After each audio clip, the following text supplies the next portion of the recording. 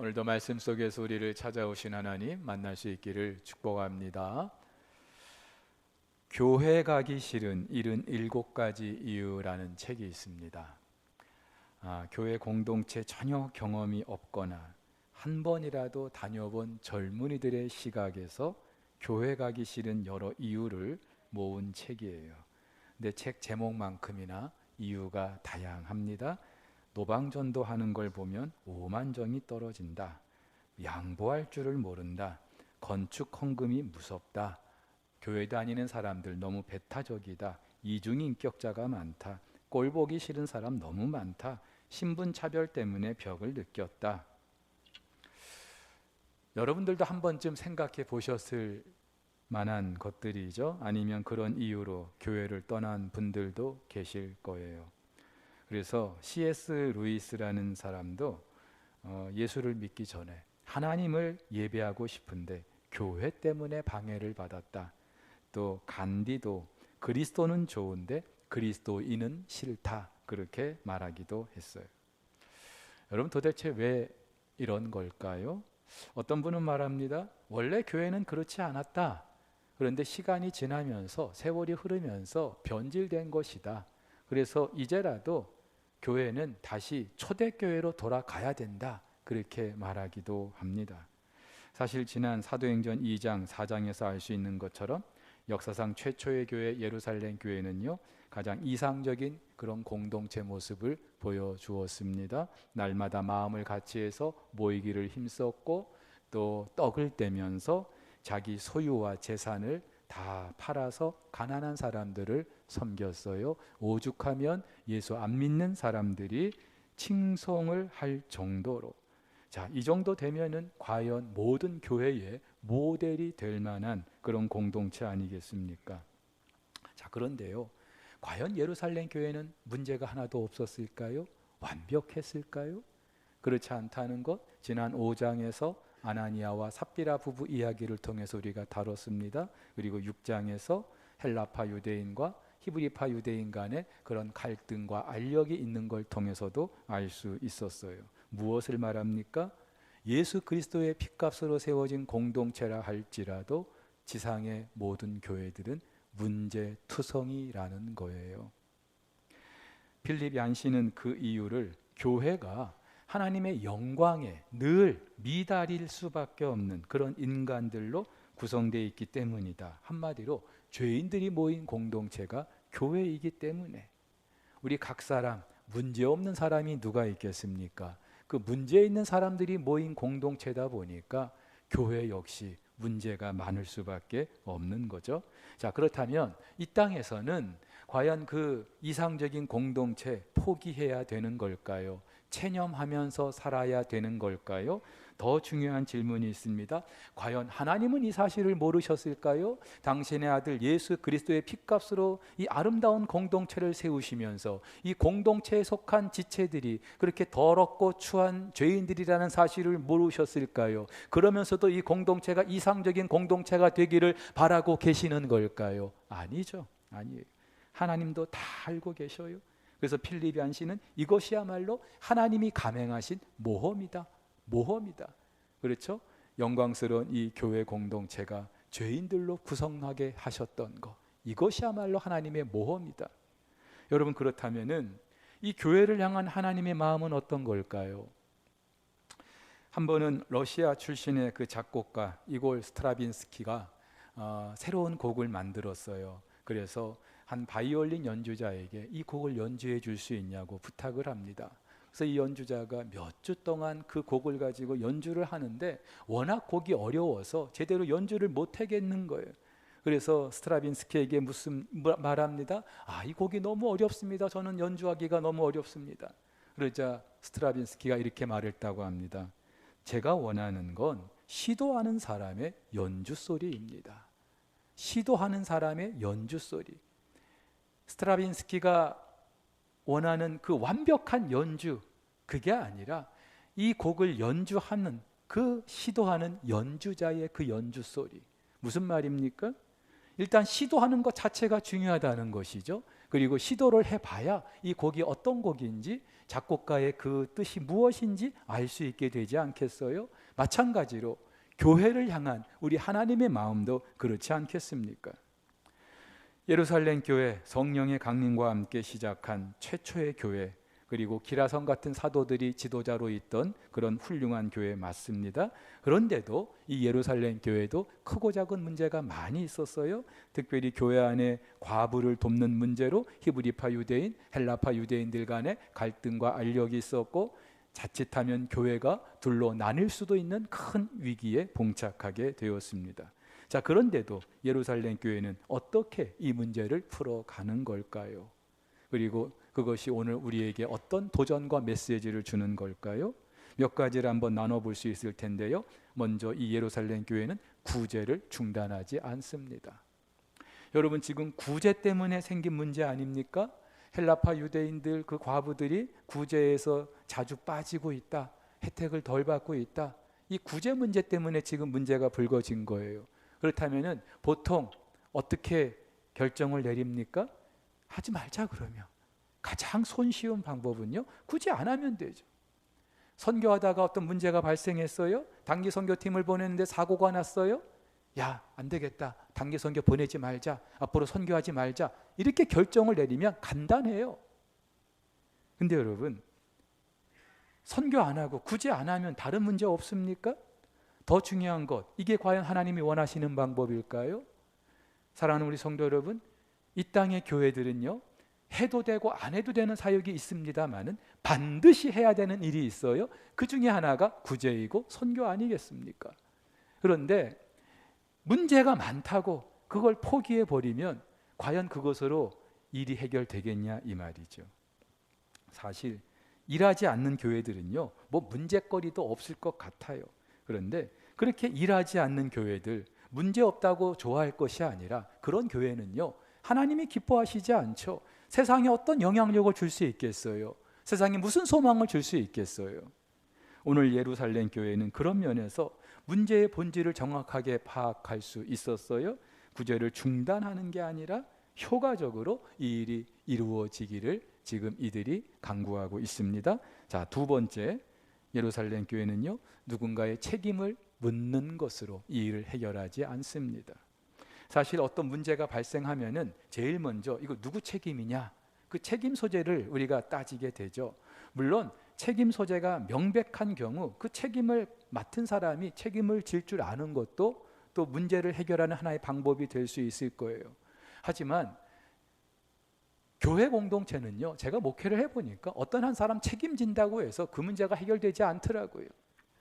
더 중요한 것은 누구나 자기 책임이 아니라고 생각할 수 있어요. 이게 왜 내 책임이냐, 당신 책임 아니냐, 그렇게 떠넘길 수 있어요. 그리고 그러다 보면은 자연스럽게 교회는 시끄러워질 수밖에 없는 거죠. 안타깝게도요, 교회 안에서 이렇게 해결을 하지 못할 때 많은 교회들이 세상 법정에 고소를 해요. 우리 이 교회 지금 이런 문제가 있는데 해결 좀 해달라. 이게 과연 옳은 방법일까요? 여기 대해서 바울은 분명하게 말합니다. 너희 중에 누가 다른 이와 더불어 다툼이 있는데, 교회 안에 어떤 문제가 있는데 구태여 불의한 자들 앞에서, 여기서 불의한 자들은요, 하나님을 모르는 세상의 불신 재판관들, 세상의 그 재판관들 앞에 너희들의 그 다툼을 고발하고 성도 앞에서 하지 아니하느냐? 성도가 세상을 판단할 것을 너희가 알지 못하느냐? 세상도 너희에게 판단을 받겠거든 지극히 작은 일 판단하기를 감당하지 못하겠느냐? 바울은요, 교회가 무엇인지 분명히 알고 있었어요. 예수 그리스도의 핏값으로 세워진, 예수 그리스도가 머리가 되시는 온 우주 만물 가운데 가장 영광스러운 공동체, 교회라는 사실을 분명히 알고 있었어요. 그런데 교회 안에 문제가 있을 수 있죠. 그런데 그 문제를 너희들이 왜 해결 못하느냐, 그러면서 왜 세상 법정에 고소하느냐. 교회는 세상을 판단하도록 하나님이 세우신 공동체다. 심지어 교회는 천사들도 판단할 수 있는 공동체다. 근데 왜 너희가 너희 문제를 가지고 세상 법정에 그렇게 고소하느냐? 실제로 그런 교회들 많아요. 결과적으로 그 과정에서 교회는요, 만신창이가 됩니다. 근데 왜 그렇게 세상 법정에 고소하려고 할까요? 자기의 자존심을 위해서, 명예를 위해서, 책임을 분명히 묻기 위해서. 뭐 그렇게 해서 시시비비가 가려진다고 하죠. 하지만 결국은 그리스도의 몸인 이 공동체는 갈기갈기 찢어지고 말 거예요. 그래서 바울은 이렇게 말하죠. 너희가 피차 고발함으로 너희 가운데 이미 뚜렷한 허물이 있다. 너희가 그렇게 서로 누구 책임이냐 그렇게 싸우는 것 자체가 이미 너희에게 허물이 있는 것 아니냐. 차라리 그러면 불의를 당하는 게 낫지 않고 차라리 속는 것이 낫지 아니하냐. 이 말은 무슨 말이에요? 차라리 너희가 그냥 져주라. 너희가 그냥 모든 책임 다 져라. 너희가 그 불의함을 당해라. 손해를 봐라. 이 말이에요. 그 문제 가지고 세상 법정에 가서 시끄럽게 하지 말고 교회의 권위를 실추하지 말고. 꽤 오래전 일입니다. KTX를 타고 서울에 갈 일이 있었어요. 근데 옆에 한 아주머니가 타고 계셨어요. 그런데 보니까 불경책을 읽고 있는 거예요. 한눈에 봐도 어려워 보였어요. 뭐 한자도 있고 도대체 이 아주머니가 이걸 알고 읽는지 궁금해졌어요. 그래서 여쭤봤어요. 아주머니, 그거 다 이해가 되세요? 여쭤봤어요. 그랬더니 대답을 못 하셔요. 모르겠다는 거겠죠. 그래서 이때다 싶어가지고 아주머니, 그 책에 있는 내용보다 더 깊고 오묘한 그 진리를 제가 말씀드리고 싶은데 그래도 되겠습니까? 저는 목사입니다. 그렇게 말씀을 드렸어요. 그랬더니 아주머니 하시는 말씀, 저도 전에 교회 다녔습니다. 그런데 교회 안에 큰 분란이 있었나 봐요. 싸움이 있었나 봐요. 그러면서 뭐 치고받고, 그러니까 이분이 교회를 떠난 거예요. 교회를 떠난 것까지는 괜찮은데 절에 간 거예요. 그래서 그 불경책을 읽고 있는 거예요. 순간 제가 얼마나 얼굴이 화끈거렸는지요. 부끄러웠는지. 사실 교회 안에 문제의 핵심 목사한테 있지 않습니까? 제가 그 아주머니 그 불경책을 거의 뺐다시피 내릴 때가 돼서 안 되겠다. 그래서 그 불경책을 뺐고 아주머니로서 기도해드리고 그리고 말씀을 드렸어요. 아주머니, 그래도 가까운 교회 다시 나가세요. 나가세요. 하나님은 아주머니를 기다리고 계셔요. 그렇게 말씀을 드렸어요. 근데 이런 분들이 많지 않겠냐 이 말이죠. 한 번은요, 참기름과 라면이 싸웠대요. 왜 싸웠는지 모르겠어요. 근데 그 다음날 경찰이 와가지고 라면을 잡아간 거예요. 이유는 참기름이 고소했기 때문이라는 거예요. 근데 그 다음날 되니까 이번에는 라면을 잡아가요? 아니, 참기름을 잡아가요? 그래서 왜냐 물어보니까 라면이 다 불었대요. 근데 그 다음날 되니까 소금을 또 잡아가는 거예요. 이 모든 거 소금이 다 짰다는 거예요. 호랑이 담배 피던 시절에 아재 개그인데도 참고 들어주셔서 고맙습니다. 웃어주셔서 감사합니다. 이 유머가 우리에게 시사하는 바는 분명하죠. 여러분, 아담과 하와가 죄를 범한 이후로 사람들은요, 잘못을 범해도 내 탓이 아니라 네 탓이다, 쟤 때문이다, 항상 다른 사람에게 자기의 책임을 전가하는 것이 버릇이 되어 왔어요. 그래서 문제의 원인이 무엇이고 누가 이 문제에 대해서 책임을 져야 되는지 이걸 명명백백하게 가리는 것이 지혜다, 그렇게 생각들을 할 수도 있습니다. 그런데 여러분, 세상에서는 그것이 통할 수 있을지 몰라도 또 일시적으로는 그것이 유용할 수 있어도 궁극적으로는요, 교회에서는요, 저도 목회를 해보니까 그게 옳은 방법이 아니더라고요. 예루살렘 교회가 그랬어요. 사도들은요, 이 문제에 접근을 다르게 합니다. 사실 사도들 때문에 이런 문제가 빚어진 건 맞아요. 나중에 말씀드리겠습니다만, 그런데 사도들은요, 그 문제의 원인이 무엇인지 또 해당자들이 누구인지 가려내지 않았어요. 그들을 문책하지 않았어요. 히브리파 헬라파 니들 왜 싸우냐 그들을 꾸짖지도 않았어요. 대신에 이 모든 문제가 지도자들에게 있었다는 사실을 고백합니다. 우리 잘못이다. 우리 잘못이다. 사랑하는 우리 성도 여러분, 여러분들의 가정에 또 직장에 공동체에 어떤 문제가 있을 수 있어요. 그때마다 이건 누구 때문일까? 뭐 때문일까? 그거 가리는 것이 문제를 해결하는 하나의 방법일 수도 있습니다. 그러나 하나님의 공동체는요, 그 문제의 원인이 누군지 무엇인지 그것을 가려서 해결이 되지 않더라고요. 대신에 내가 비록 잘못이 없어도 이것 때문에 공동체가 힘들고 우리 가정이 아프고 이런 모습을 보면서 하나님 앞에 무릎을 꿇는 거예요. 하나님 어떻게 하면 되겠습니까? 혹시라도 나에게 어떤 잘못이 있다면 용서해 주세요. 용서해 주세요. 오늘 아침 큐티 본문이 민수기 14장, 이스라엘 백성들이 가데스 바네아에서 정탐꾼을 보냈는데 그 중에 10명이 돌아와서 부정적인 보고를 합니다. 그 말을 들은 이스라엘 백성들이 땅을 치며 통곡하며 우리를 애굽에서 이끌어낸 것이 과연 이게 전부냐? 가나안에 들어가서 죽을 것 같으면 차라리 애굽에서 죽게 내버려 두지, 광야에서 죽게 내버려 두지. 그러면서 모세와 아론을 원망하고 나중에는 돌로 치려고까지. 이때 모세는요, 하나님 앞에 나아갑니다. 하나님이 화가 잔뜩 나셨어요. 그래가지고 안 되겠다, 이 다 하나 쓸어버려야 되겠다, 심판해야 되겠다. 그러실 때 모세가 하나님 앞에 나아갑니다. 하나님, 용서해 주세요. 용서해 주세요. 그러면서 모세는요, 하나님이 만약에 이 백성을 멸하시면은 하나님을 모르는 저 이방 백성들이 하나님을 뭐라고 욕할까요? 자기 백성을 가나안에 들이지도 못할 그런 능력도 없는 존재 아니냐? 그렇게 하나님을 욕할 거 아닙니까? 하나님은 인자하신 분 아닙니까? 노하기를 더디하시는 분 아닙니까? 제발 이 백성들을 용서해 달라고. 사실 모세는 아무 잘못이 없을 수도 있어요. 그런데도 그 문제가 자기 문제인 것처럼. 근데 이번이 한 번이 아니었죠. 지난 출애굽기 32장에서도 금송아지 사건이 발생했을 때 모세가 또 하나님께 나아갑니다. 하나님께서 그 백성들을 심판하고자 하실 때에 하나님 용서해 주십시오. 내 이름을 지워서 지울 망정, 내 이름을 지울 망정, 하나님 이 백성들만큼은 용서해 달라고. 저와 같은 목회자가 제일 먼저 하나님께 무릎을 꿇어야 될 일이고요.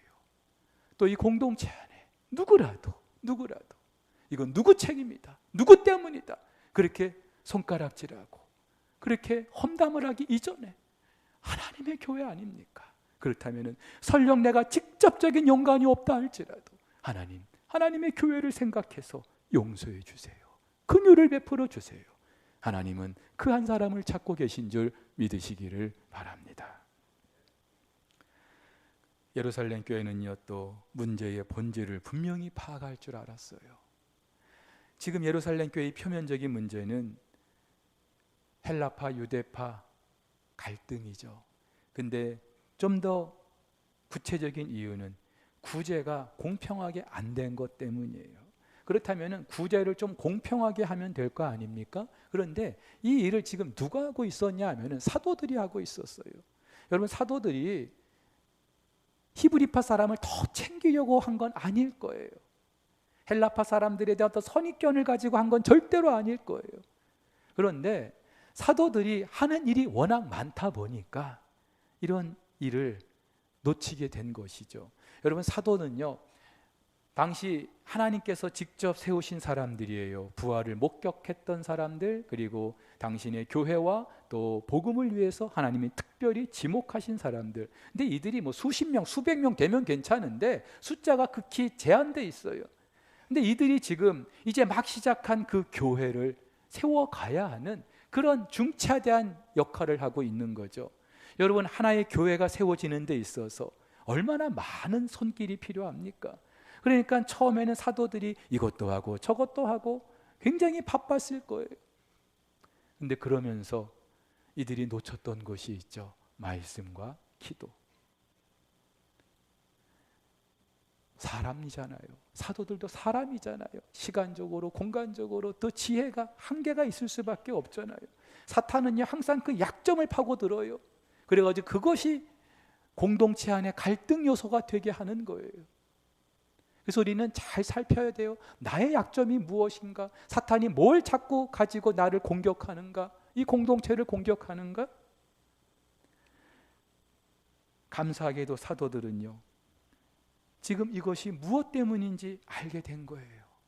그냥 구제를 공평하게 하면 되겠다, 표면적으로 그렇게 생각한 것이 아니라 지금 우리가 지금 이 일을 하고 있지 않느냐, 근데 우리가 정말 해야 될 일이 무엇인지 사도들이 뒤늦게 알게 된 거죠. 그러면서 우리는 이 공동체를 세워가는 데 있어서 절대적으로 중요한 말씀과 기도 사역에 전무할 것이다. 그리고 우리가 해왔던 이 구제하는 일을 맡아서 감당해질 또 다른 일꾼들을 세우자. 사랑하는 우리 성도 여러분, 구제 사역이 덜 중요하고 말씀 사역이 더 중요하다고 지금 말씀드리는 게 아니에요. 오늘 1절에 그 구제, 2절에 접대, 그리고 4절에 말씀 사역 다 헬라어로 디아코니아라 해서 섬김, 봉사라는 그런 의미가 있어요. 그러니까 말씀을 전하는 것도 섬김이고 봉사하고, 또 누군가를 돕는 것도 똑같은 섬김이고 봉사하고, 지금 사도들은 그 봉사의 사역의 우열을 가리는 게 아니라 사도들이 집중해야 될 그 사역이 무엇인지를 알게 된 것이죠. 여러분 그렇지 않습니까? 제가 담임 목사를 해보니까는요, 담임 목회를 해보니까 여러분들이 알고 계신 것보다 담임 목사가 해야 될 일이 너무나 많아요. 제가 직접 하지는 않더라도 신경 써야 될 것이 너무나 많아요. 그래서 많은 분들에게 위임을 합니다마는 담임 목사가 신경은 안 쓸 수가 없잖아요. 당신이 맡았으니까 당신이 알아서 하시오, 내 책임 아니오, 이럴 수 없잖아요. 근데 그러면서 제가 그런 것들 신경 쓰느라고 말씀을 볼 시간도 없고 기도할 시간도 없고, 또 목사 혼자 북치고 장구치고 다 할 것 같으면 여러분들은 하는 일이 없으니까 편해서 좋을 수 있겠죠. 그런데 여러분 결과적으로 이 모든 피해는, 손해는 성도들 여러분들이 다 떠안게 되는 거예요. 말씀 한 구절 읽을 시간 없는 목회자가 무슨 설교를 은혜롭게 할 수 있겠어요? 기도 한번 제대로 못하는 그런 설교자가, 또 목사 혼자 다 하려고 하면은 교회 안의 성도들은요 그냥 아무것도 못하는, 성도들에게 주신 그 은사와 달란트가 활용될 그런 기회가 없는 거죠. 자, 그래서 마지막으로 예루살렘 교회가 했던 일이 있어요. 교회의 사역을 적절히 분배하게 됩니다. 지금 무엇이 문제인지 알게 됐잖아요. 그래서 사도들 자기가 해왔던 일들을 대신해서 감당해줄 7명의 집사를 세우게 합니다. 저는 이걸 보면서 하나님이 예루살렘 교회를 너무나 사랑하셨구나. 역사상 최초의 교회이기도 하지만 앞으로 오고 오는 모든 교회들의 그 모델이 될 만한 그런 교회로 삼으시려고 이런 지혜를 주셨구나, 그런 생각을 하게 돼요.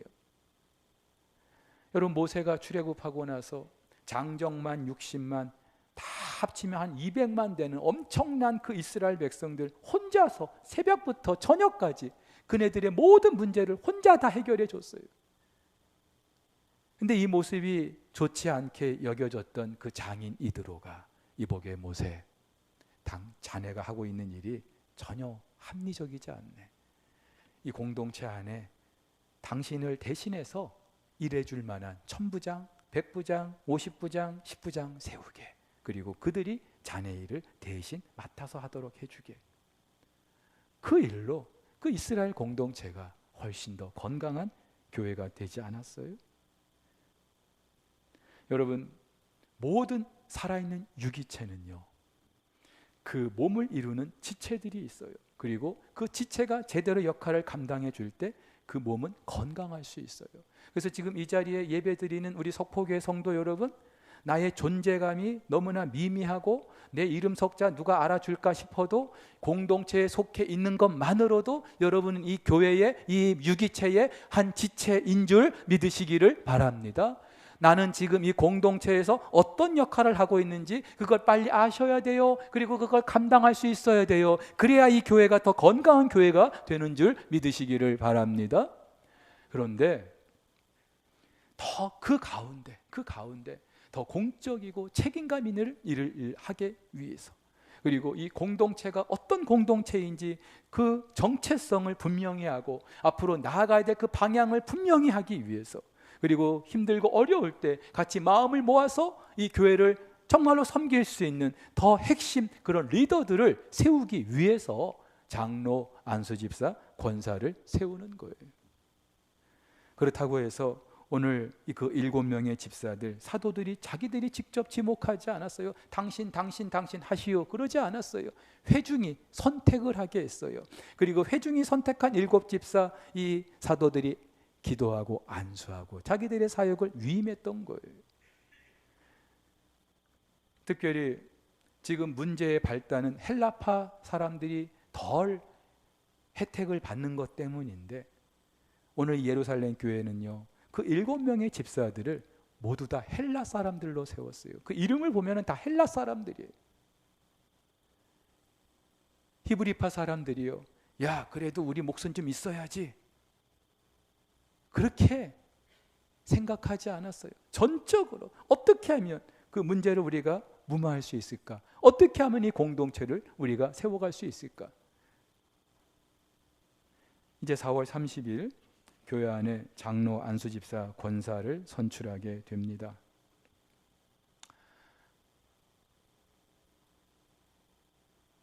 교회가 결의했던 그 기준에 따라서 그 기준에 부합한 분들을 1차 후보로 결정을 했고요. 그리고 그분들이 동의서를 제출해 주셔서 오늘 최종 후보로 교회 앞에 공고를 하게 되었습니다. 이 자리를 빌어서 후보 동의를 해주신 모든 분들께 감사를 드리고요. 혹 후보 동의를 하지 못하셨어도, 하지 않으셨어도 그분들의 생각도 마음도 충분히 존중해 드립니다. 그 과정에서 생각이 달랐던 분들도 계시고 마음이 불편했던 분들도 계실 텐데, 그래도 모든 상황을 잘 이해해 주셔서 감사를 드려요. 근데 여러분, 제가 거듭 부탁을 드리는데 우리는 절대로 인기 투표하는 게 아닙니다. 후보에 오르신 분들도 내가 이 공동체에 얼마나 지명도가 있는지, 사람들이 나를 인정해 주는지 거기에 관심을 두셔도 안 될 겁니다. 이미 여러 사정으로 교회 안에 우리가 일꾼을 다시 세워야 되겠다, 그런 필요성이 제기가 됐고, 그래서 교회 안에 여러 사역들을 함께 나눠질 일꾼들을 세우기 위해서 이번에 공동의회를 하게 되는 거예요. 그렇다면은 선거에 임하는 우리 모두의 마음가짐이, 생각이 달라져야 할 줄로 믿습니다. 절대로 개인의 어떤 명예와 인기를 생각할 것이 아니고 철저히 교회를 생각할 수 있어야 될 줄로 믿습니다. 물론 제가 볼 때 사실 이번에 후보에 오른 분들이나 오르지 않았지만 동의서를 제출하지 않은 분들 중에 정말로 교회를 위해서 헌신적으로 섬겨주실 분들 다 저는 그렇게 생각이 돼요. 그런데 어쩔 수 없이 우리가 투표를 하다 보면은 안 될 수도 있잖아요. 그래서 마음이 좀 불편할 수도 있을 거예요. 마음에 좀 상처가 될 수도 있을 거예요. 지난주 월요일 날 노회가 있었습니다. 근데 노회에서 보통 이 봄에 하는 노회, 그 한 회기 동안 1년 동안 노회를 섬길 임원들을 선출하게 돼요. 근데 지금까지는요, 전 회기 그 임원들이 이렇게 추천한 그 임원들을 노회원들이 박수로 그냥 받는 형식으로 임원을 선출했습니다. 근데 이번에는 무슨 사정이 있어서 그렇게 추천한 후보들 한 사람 한 사람 투표를 하게 된 거예요. 제가 이번에요, 그 노회 꼬봉 임원에 들어가게 됐어요. 끄트머리 임원. 하나님의 또 그런 기회를 주셔서. 근데 저는 당연히 이번에도 박수로 다 그렇게 해주겠지 생각을 했는데 웬걸요, 제가 들어가자마자 투표를 하는 거예요. 뭐 돼도 돼도 그렇고 안 돼도 그렇고. 그런데 마음이 좀 불편해지는 거예요. 왜 하필 내가 들어오니까. 뭐 저 때문은 아닙니다만. 그리고 또 이런 생각이 드는 거예요. 과연 이 노회원들이 나를 어떻게 평가해 줄까? 혹시 반대하는 사람들이 더 많으면 어떡할까? 순간적으로. 그런데 그때 하나님 주시는 마음이 있었어요. 야, 이번 중직자 선거에 임하는 그 후보들 마음이 그렇지 않겠니? 너부터 한번 경험해봐.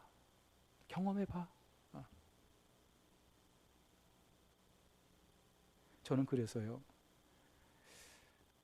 그런 기회를 주셔서 또 그런 마음을 제가 읽을 수 있게 된 것이 참 감사하고, 그래서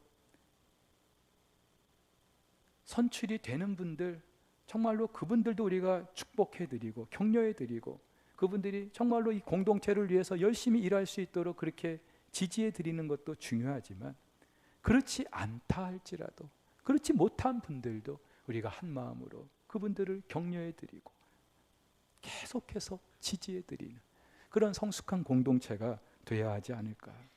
결과적으로 이 예루살렘 교회의 그런 문제 해법 과정이요, 하나님 마음에 합한 것이었어요. 그리고 그 결과는 이 예루살렘 교회가 더 왕성하게 성장하는 것으로 증명됐습니다. 우리 석포교회도 이번 중직자 선거 과정을 통해서 이런 은혜를 함께 누릴 수 있게 되기를 예수님의 이름으로 축복합니다.